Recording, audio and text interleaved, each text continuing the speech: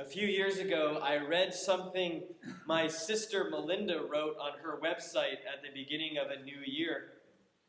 Melinda is something of a mystic, a writer and yoga teacher who spends her days working at the YMCA to make sure as many kids as possible can benefit from the WISE programs. I've never been one for New Year's resolutions, so I was glad to see she had put a different spin on the concept. As she looks at the horizon of a new year, Melinda discerns not a resolution, but an intention. So here's what she wrote 2 years ago. In years past, I've written about and set an intention rather than a resolution. In yoga, we call this a sankalpa, a word or small phrase in the present tense that represents where we want to go or what we want to cultivate. She continues, I hadn't planned on designating a new sankalpa for this year either, but as I was lying down for a little rest, the word community sprung to my awareness. I do not know what community is asking of me, but I do know enough to let it be and open to what this energy wants to create through me.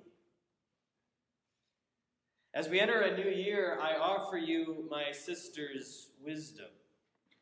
And I invite you to pray for an intention of your own this year. One way to get ready to receive such an intention from God is to look back on the past years of your life and try to, shall we say, reverse engineer what your intention was. In other words, what doors did God open for you and which doors were closed? Of the doors that were opened, which did you walk through? We make so many choices every day of our lives that seeing God's movement in those choices is really hard. Prayerfully discerning an intention can make that movement easier to see because a well-formed intention helps us to make our decisions. So here's a quick rundown of my last decade, reverse engineered as to what I think I was open to each year. I think these would have been my intentions if I had been, intentional about it. These are ways that God brought me fully alive in the last decades, and I share them with you to encourage you to do this same prayerful introspection. So, in 2010, my word was love. I moved to Massachusetts, and a month later, I met Leah. It was obvious from the word go that we belonged together. Until meeting Leah, I had not experienced an unselfish version of love. But when I did, I realized what true love looks like. In 2011, my word was companionship. Leah and I got married and moved in together. We spent the year learning how to be each other's spouses, and it was pretty great. In 2012, my word was perseverance. Every month we tried to get pregnant, and every month we failed.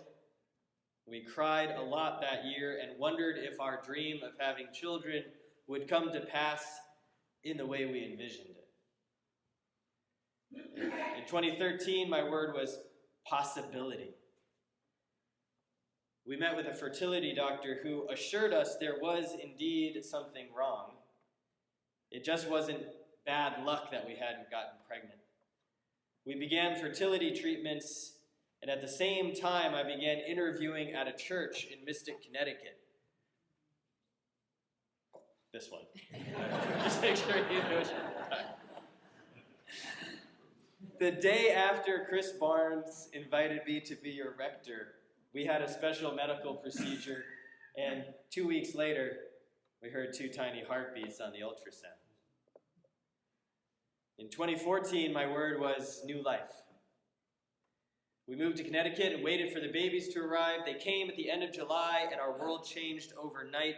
We now had 2 precious gifts from God to bring into the world. And for the first time in my life, I began to understand the tiniest glimmer of the kind of love God has for each of us and for every piece of God's creation. In 2015, my word was reliance. Being a parent of twins is hard. Until the kids were born, I had never relied on so many people for so many things. In fact, I think I secretly prided myself for my ability to do things by myself, which, by the way, is a total illusion. But with the kids in our lives, we have the joyous opportunity to ask for help and find so many willing hands able to give it. In 2016, my word was creativity. I started writing books again after a few years' hiatus. I began telling stories in a fantasy world of my own creation. And I realized that writing fiction is a spiritual discipline for me, because the act of writing my own characters helps me see how God continues to write my story into being. In 2017, my word was dissonance. In all my life, I had never bothered to look hard at the world around me because the world was working out just fine for me.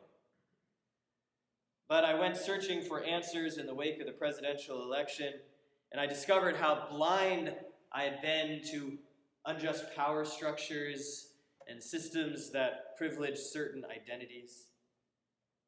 The dissonance did not feel good, but it was necessary, just as dissonance in music pushes the music forward to its next consonance. In 2018, my word was awareness. I continued the quest to understand so much of the world that I had been blind to in the past. I became aware of some things and aware that there was so much I still did not know or understand.